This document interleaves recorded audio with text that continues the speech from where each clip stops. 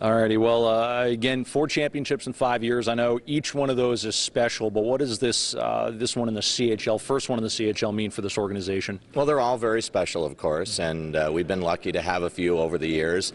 But I really am glad for the players, especially the guys that were here in the IHL days. I think they feel some vindication because some of the people maybe thought that the IHL wasn't the type of league that maybe was representative, but it was. We all know that it was. So for those guys to win this championship, the Schrocks, Thomases, Bouchers, Chalks, it's a good feeling for them.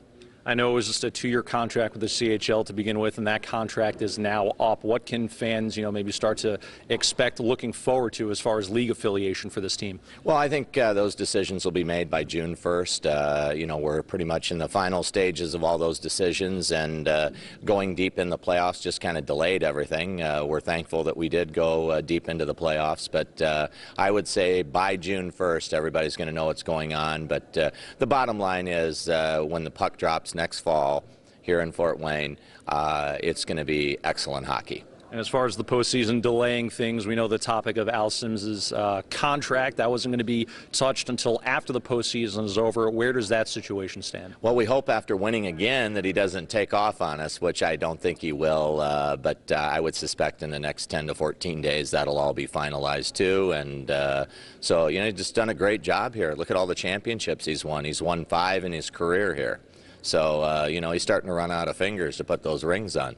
Certainly a good problem to have, but as far as other people affiliated with the organization, looking at the players, there's always going to be some turnover from year to year, but with this group, what are you expecting as far as the offseason? Well, a lot of that's going to depend on what league we end up in, and there are some different parameters in each of the leagues. So, some guys, one league has more veterans than the other, for instance, and so that really, those decisions will be dictated by what league we end up in.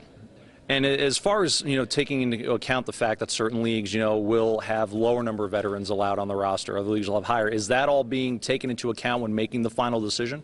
Well, I think everything's taken into account because one thing we have here is, we think we have the greatest fans in all of minor league hockey, and they're accustomed to certain things. They're accustomed to winning, and they're accustomed to familiarity.